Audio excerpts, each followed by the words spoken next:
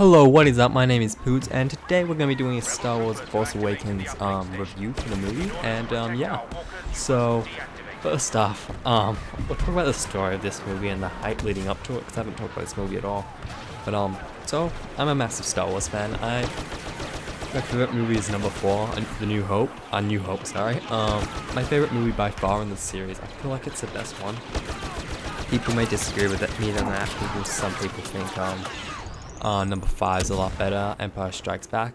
I think that's my second favorite. I feel like that's a better movie, but I just prefer number 4, if that makes sense.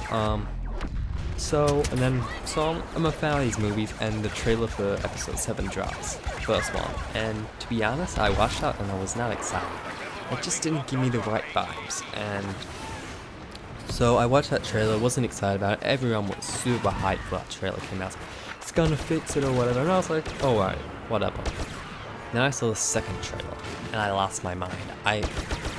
Once Harrison Ford walked in, I got goosebumps, you know, when he's like, we're back or whatever. I lost it, and that got me into the movie. I was super hyped, and then the third trailer came out, and that was even better. That was just such a good trailer, the music, oh my god. And then we had to wait a couple of months for the movie to actually drop, and excitement started to die down. I was almost depressed that this movie was coming out. I was excited, but it was just like, this movie is actually happening, and I think it's going to be bad. Like, 3 out of the 6 Star Wars movies have been bad. Like, what if those 3 movies were just lucky and we can never get a good Star Wars movie again? All these negative thoughts started coming in my mind. It was sad. And then I got my ticket opening day. I couldn't go see a midnight session. I had a formal at that day, so I was busy as hell. So, but yeah, I go into middle of the day session. I had nothing spoiled for me. At actually formal, the reviews started popping up on my phone. I was like, I'm sitting and the guy next to me, and I'm like, dude, these reviews are good. But then I was like, you know what? I think the reviews for Phantom Menace were actually pretty good. So at the start, I'll look up the reviews for Phantom Menace right now. Get back to you soon. But yeah, so the reviews were coming in good. I think at that time I had an average 84 on Metacritic. So yeah, that was hype. You know what I mean? I was like, oh my god, people think it's good. Like, it's good, guys. And then I go in. Okay, Phantom Menace, 51 on Metacritic, which isn't bad. IMDb 6.5, so you know what I mean? So it's not that bad. But yeah, so I'm watching this movie, and then it comes out, and I'm sitting with my friends, we got a large popcorn, large drink, and I'm like, opening scene happens, and I'm like, the quote was, from here on, we're gonna fix everything. I think that was the quote, I'm like, everything's gonna be okay, or whatever. And that's when you know it's not gonna be bad. Like, I was like, oh my god, and then Poe comes out, played by, he was played by, I'm trying to think of your name, Oscar Isaac. Great character, maybe my favorite character in the new, well, actually all the new characters are amazing. So Poe Dameron is in it, I love it. He's a great character, fights off some guys. Spoiler review, by the way, that wasn't mentioned. Gets kidnapped, he gets captured by Kylo Ren, sends a BB-8 droid off. Really cool. I was not it was a good way to start the movie. That, I don't think it was like really mind blown in that scene, but it was like, okay, this movie's gonna be good. So I just turn around to my phone like, this is gonna be good. And then we get more, we get John Boyega, we get that relationship with Poe is just awesome. Finn and Poe is like really nice dream team, you know, they're buddies. It has this like Luke, but there's no Luke and Han sort of relationship with Poe being Han, and then I'm not sure who Finn's really meant to be, but whatever. He's a cool character nonetheless, and I really like their relationship together. Then this is my first film review, so if I'm terrible at whatever. We had Daisy Ridley coming in as Rey. What a fantastic character, man. All the characters, John Boyega as Finn, all the characters' performances were top notch. These guys were top tier actors. I only heard that Daisy Ridley and like John Boyega only got paid $100,000 to $300,000 to make this movie. So they're not rich. They're definitely not rich after this movie. Harrison Ford got paid the most, obviously, with like 10 to 20 million, and then Carrie Fisher and who else? Mark Hamill both got paid millions figures, and Kylo Ren and Oscar Isaac got paid mid thousands, I guess, six figures. So yeah, I wasn't. Those new performances so good. They outperformed, like, in terms of acting pedigree, they're way better than Mark Hamill and Carrie Fisher and Harrison Ford. Maybe not Harrison Ford. Harrison Ford's a top tier actor, and I don't think Carrie Fisher and Mark Hamill are. They just don't have that, like, you know what I mean? They don't have that just legendary status that those characters have, and I think these new casts do have that legendary status. They're great, amazing actors. All the performances were actually great for the movie. Adam Driver, awesome as Kylo Ren. Played this sort of bratty teenager. He's a lot different to Darth Vader. Darth Vader was calm, he was collected, and Adam Driver was like sort of almost like this bratty teenager. But he's not.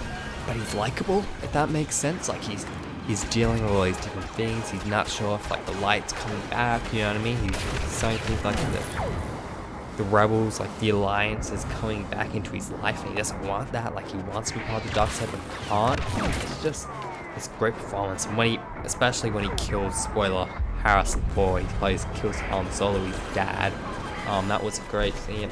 When Harrison Ford walked over there, I knew that was the end. My prediction was that Harrison Ford was going to die. He was the most likely character to die. I feel like it would have been weird if Carrie Fisher died. It would have been weird if Mark Hamill died just throughout the movie. So I felt like Harrison Ford had to die. He played the Obi-Wan Kenobi role to Rey, because Rey's sort of like this half Han Solo character, half Luke. Spoiler, she's the Jedi, which is awesome. In the promotional material, it was obviously like Ben's gonna be the new Luke, I guess, but then they pulled us on us and was like, now Rey's gonna be the new Jedi, which was awesome. That was a great reveal when she's fighting Adam Driver. She's using the Force and shit. So yeah, great fight scenes. The movie looks fantastic. The best movie I've ever seen in my entire life.